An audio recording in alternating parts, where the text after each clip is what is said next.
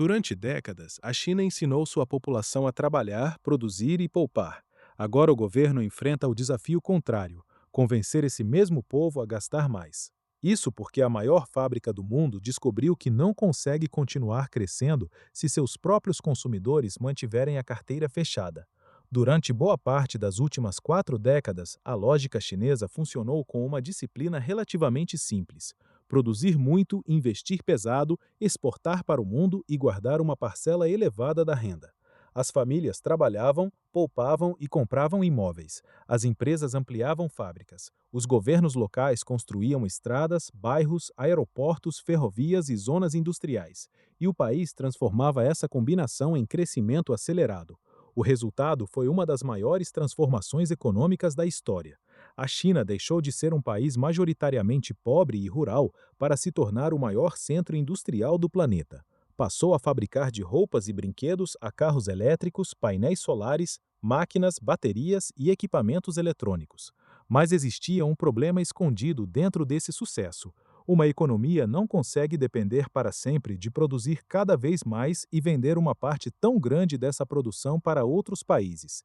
Em algum momento, o consumo interno precisa ocupar uma parcela maior do crescimento. E é exatamente aí que surge o paradoxo. Em julho de 2026, o governo chinês apresentou o primeiro plano de 5 anos dedicado exclusivamente ao consumo. A meta é elevar as vendas anuais do varejo para aproximadamente 60 trilhões de yuans até 2030. O plano fala em aumentar salários, estimular turismo, saúde, educação, entretenimento, cuidados com idosos e serviços para famílias. O governo também quer reduzir algumas barreiras para a compra de automóveis, imóveis e outros bens. Mas Pequim não está apenas tentando vender mais geladeiras, celulares ou carros. Está tentando mudar o motor da segunda maior economia do mundo. Só que ensinar uma população a poupar pode ser muito mais fácil do que convencê-la a parar de poupar. A poupança chinesa não surgiu por acaso. Ela foi uma peça fundamental do modelo econômico. Quando as famílias consomem menos, sobra mais dinheiro nos bancos. Esse dinheiro pode ser emprestado para empresas, construtoras e governos. Na China, essa reserva ajudou a financiar fábricas, infraestrutura e expansão urbana. A indústria ganhou escala, reduziu custos e conquistou mercados no mundo inteiro. A lógica funcionava. A população poupava, o país investia e a produção aumentava. Mas havia uma consequência. Quando a capacidade de produção cresce mais rápido do que o consumo doméstico, as empresas precisam encontrar compradores em outros lugares. Elas passam a depender das exportações ou de novos projetos de investimento. Durante muitos anos, o resto do mundo absorveu boa parte dessa produção, mas essa saída está ficando mais difícil. Os Estados Unidos e a Europa aumentaram barreiras comerciais em setores considerados estratégicos. Outros países passaram a proteger suas indústrias, e governos começaram a reclamar que a China estava produzindo muito mais do que seu próprio mercado conseguia consumir. Ou seja, o comportamento que ajudou o país a acumular capital também criou uma economia que precisa vender para fora aquilo que não consegue vender dentro. E quando o mercado externo começa a fechar suas portas, surge uma pergunta incômoda: quem vai comprar tudo aquilo que a China aprendeu a fabricar? A situação fica ainda mais complicada porque os antigos motores do crescimento estão perdendo força quase ao mesmo tempo. Um desses motores eram as exportações, hoje mais vulneráveis a tarifas, disputas políticas e preocupações com segurança nacional. Outro motor eram as grandes obras de infraestrutura. Construir uma estrada numa região isolada pode transformar completamente a economia daquela área, mas construir uma nova estrada onde já existem várias oferece um retorno muito menor. A China ainda pode investir em infraestrutura, mas cada novo projeto tende a produzir menos crescimento do que os primeiros. E havia também o mercado imobiliário. Durante anos, construir apartamentos movimentou aço, cimento, vidro, eletrodomésticos, móveis e milhões de empregos. As cidades arrecadavam dinheiro com a venda de terrenos. As incorporadoras vendiam imóveis antes mesmo de terminá-los. E as famílias enxergavam a casa própria não apenas como moradia, mas como uma das formas mais seguras de guardar riqueza. Só que o setor entrou numa longa crise. Empresas ficaram endividadas, obras foram interrompidas e muitos compradores passaram a desconfiar de um investimento que antes parecia praticamente garantido. Mesmo quando a economia continua crescendo, as famílias podem sentir que não é hora de gastar. A indústria produz, as exportações avançam, o produto interno bruto sobe, mas o consumidor permanece cauteloso. Em 2025, as vendas no varejo chinês superaram os 50 trilhões de yuans. É um mercado gigantesco, mas ao mesmo tempo o investimento imobiliário continuou caindo de maneira acentuada. Isso ajuda a explicar a meta de aproximadamente 60 trilhões de yuans em vendas até 2030. Não se trata apenas de alcançar um número maior. Trata-se de substituir, pelo menos em parte, motores que já não conseguem entregar o mesmo resultado. Mas o governo enfrenta uma diferença importante. É possível aprovar uma ferrovia, liberar crédito e começar uma obra por decisão administrativa. Já o consumo depende de centenas de milhões de decisões individuais, e essas decisões são guiadas menos por ordens e mais pelo medo do futuro. Para muitas famílias chinesas, poupar não é apenas uma preferência cultural, é uma forma de proteção. Uma pessoa gasta quando acredita que continuará recebendo renda nos próximos meses. Gasta quando acredita que uma doença, uma demissão ou a velhice não destruirão todas as suas economias. Sem essas garantias, o dinheiro guardado funciona como um seguro. As famílias chinesas poupam uma parcela muito elevada da renda quando comparadas às famílias de muitos países desenvolvidos. Mas isso não significa que elas sejam simplesmente mais disciplinadas ou menos consumistas. Muitas vezes, significa que precisam se preparar sozinhas para riscos que, em outros países, são parcialmente cobertos pelo Estado. Uma família pode precisar guardar dinheiro para consultas, tratamentos, educação dos filhos, desemprego e aposentadoria.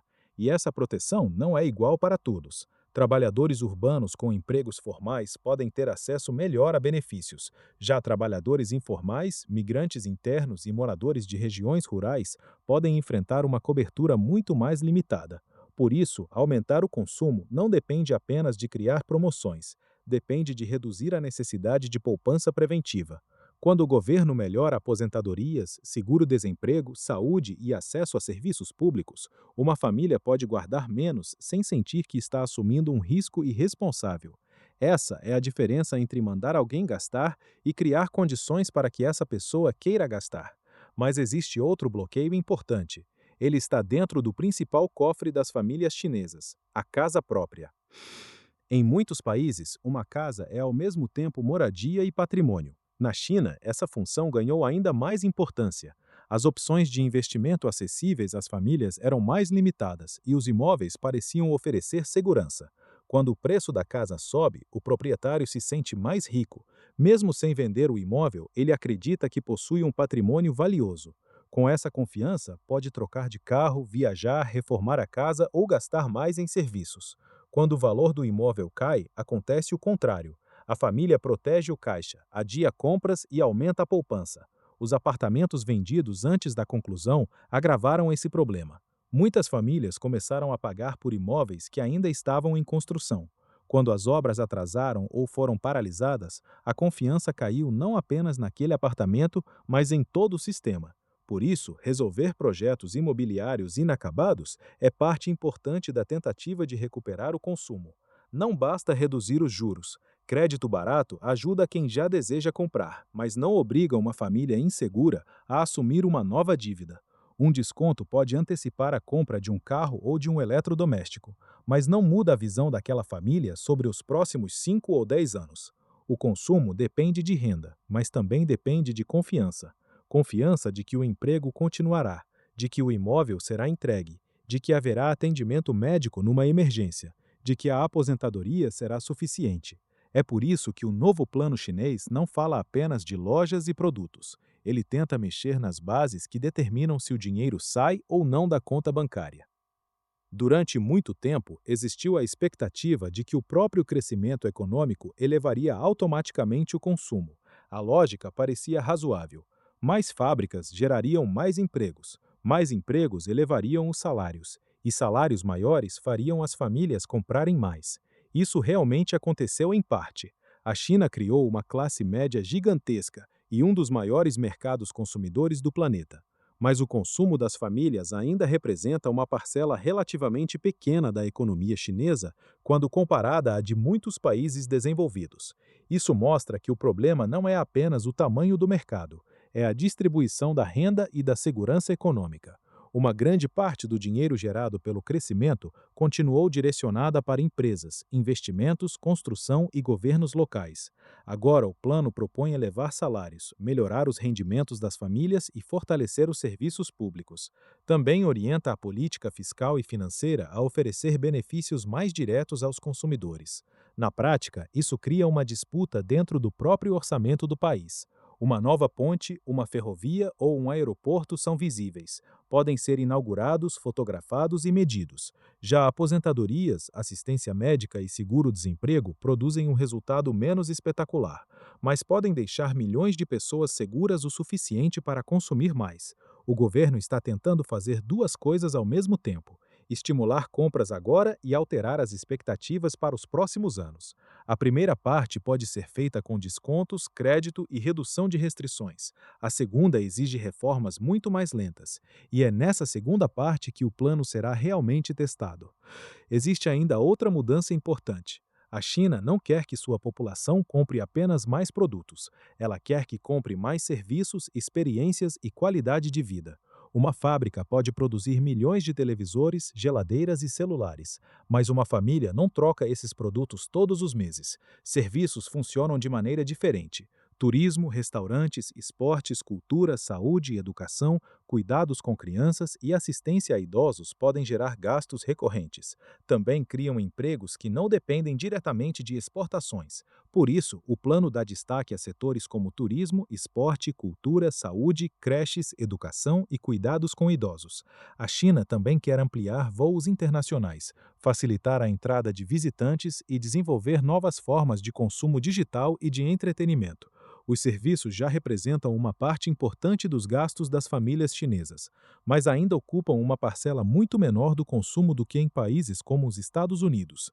Essa diferença revela uma oportunidade enorme, mas também mostra a dificuldade da transformação.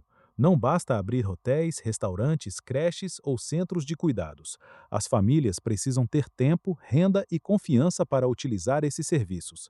Além disso, serviços dependem de pessoas qualificadas. Um hospital, uma escola ou uma casa de repouso não aumenta sua capacidade apenas instalando máquinas. É necessário formar médicos, enfermeiros, professores, cuidadores e outros profissionais. Isso pode ajudar a criar empregos no momento em que a automação reduz a necessidade de trabalhadores em algumas fábricas. Mas também exige uma mudança profunda no modelo econômico. O país que se especializou em construir coisas precisará ampliar setores que cuidam, ensinam, divertem e atendem pessoas. No papel, essa transformação parece simples. Na prática, ela altera prioridades de investimento, formação profissional e orçamento público. E enquanto essas mudanças mais profundas não produzem resultados, o governo pode recorrer ao instrumento mais rápido: incentivar compras diretamente. Só que esse caminho também possui limites. A China já utilizou programas de troca de automóveis e eletrodomésticos. O consumidor entrega um produto antigo e recebe um benefício para comprar um novo. Esse tipo de programa funciona no curto prazo. As vendas aumentam, as empresas reduzem estoques e a indústria recebe novos pedidos. Mas antecipar o consumo não significa criar consumo permanente. Uma família que troca a geladeira hoje pode simplesmente deixar de comprar outra coisa nos próximos meses. Depois que o incentivo termina, as vendas podem voltar a cair. Existem, portanto, duas políticas muito diferentes. A primeira utiliza subsídios, crédito e descontos para fazer o dinheiro circular imediatamente. A segunda altera a decisão de longo prazo, melhorando renda, aposentadoria, saúde, educação, emprego e confiança. O novo plano contém elementos dos dois tipos. A grande questão é descobrir qual deles receberá mais recursos e será executado com maior profundidade. Existe um conflito fiscal. Transferir mais renda para as famílias pode significar menos dinheiro disponível para grandes projetos, empresas estatais ou governos locais. Benefícios sociais também criam despesas permanentes. Uma promoção termina em alguns meses. Uma aposentadoria melhor precisa ser paga por décadas. Esse é o tamanho da escolha. A China não precisa apenas anunciar que o consumo é importante. Precisa deslocar recursos de um modelo orientado para investimentos para outro que entregue uma parcela maior da renda e da segurança econômica às famílias. Promoções podem aumentar o consumo durante meses. Renda, serviços e proteção social podem mudar o comportamento durante décadas. E essa decisão não afeta apenas os chineses. Ela pode alterar preços, empregos e comércio no mundo inteiro. Quando a demanda interna chinesa é fraca, as empresas procuram vender mais no exterior. Isso aumenta a oferta mundial de carros, aço, máquinas, baterias, painéis solares e produtos eletrônicos. Para consumidores de outros países, isso pode significar preços mais baixos. Para empresas concorrentes, pode significar margens menores, fábricas fechando e pressão por novas tarifas. É por isso que o desequilíbrio chinês aparece constantemente nos debates comerciais dos Estados Unidos, da Europa e de vários países emergentes. Se as famílias chinesas consumirem mais, uma parte maior da produção poderá ser absorvida dentro do próprio país. Isso não acabaria com os conflitos comerciais, mas reduziria a dependência das exportações como saída para a enorme capacidade industrial chinesa. Uma China mais voltada a serviços e bem-estar também poderia importar mais alimentos, entretenimento, tecnologia médica e produtos voltados ao consumidor. Para países exportadores de commodities como o Brasil, a construção e a indústria chinesas continuariam importantes, mas o comportamento da classe média chinesa ganharia ainda mais peso. O problema é que não existe garantia de uma transição rápida. A população está envelhecendo. O mercado imobiliário ainda precisa se estabilizar. Governos locais enfrentam dificuldades financeiras, e o crescimento mais lento pode deixar as famílias ainda mais cautelosas. Isso cria outro paradoxo dentro do paradoxo. A China precisa que as famílias gastem mais para sustentar o crescimento, mas quando o crescimento desacelera, essas mesmas famílias podem sentir uma necessidade ainda maior de poupar. Quanto maior a urgência do governo, maior pode ser a cautela do consumidor. E é aqui que a contradição finalmente se resolve. A solução não é ensinar 1,4 bilhão de pessoas a gostar de compras. A solução é fazer com que gastar deixe de parecer perigoso. Durante décadas, o sistema recompensou quem poupava. A moradia era cara, a educação exigia planejamento, a velhice precisava ser financiada. Uma doença poderia consumir as reservas de uma família, e o imóvel parecia ser a proteção mais segura contra o futuro. Nesse ambiente, guardar dinheiro não era falta de confiança no país, era uma resposta lógica às regras do país. Agora o governo quer uma resposta diferente, mas para isso precisa mudar as regras que produziram o comportamento anterior. Salários maiores aumentam a capacidade de consumir. Saúde, aposentadoria e seguro-desemprego reduzem a reserva necessária. Creches mais acessíveis diminuem o custo das famílias. Imóveis concluídos recuperam a confiança. Turismo, cultura e serviços melhores transformam consumo em qualidade de vida. A China não ficou presa porque sua população aprendeu a poupar demais. Ficou presa porque construiu uma economia na qual poupar continuou sendo muito mais seguro do que consumir. O novo plano reconhece esse limite. Pela primeira vez, o consumo ganhou um programa próprio, com metas, setores prioritários e promessa de reformas. Mas o resultado não será medido apenas pelos 60 trilhões de yuans em vendas. Será medido por uma pergunta muito mais simples. Quando uma família chinesa receber seu salário, ela acreditará que pode usar esse dinheiro hoje sem colocar o amanhã em risco? Se a resposta continuar sendo não, descontos e campanhas terão efeito temporário. Se a resposta for sim, a China poderá crescer menos vendendo para o mundo e mais atendendo sua própria população. E essa transformação pode ser tão importante quanto a industrialização que veio antes dela. Para quem está fora da China, essa disputa chega ao bolso por meio dos preços, das exportações, das commodities e dos empregos industriais. O próximo capítulo da economia mundial pode depender menos da quantidade que a China consegue produzir e muito mais da segurança que as famílias chinesas sentem para gastar.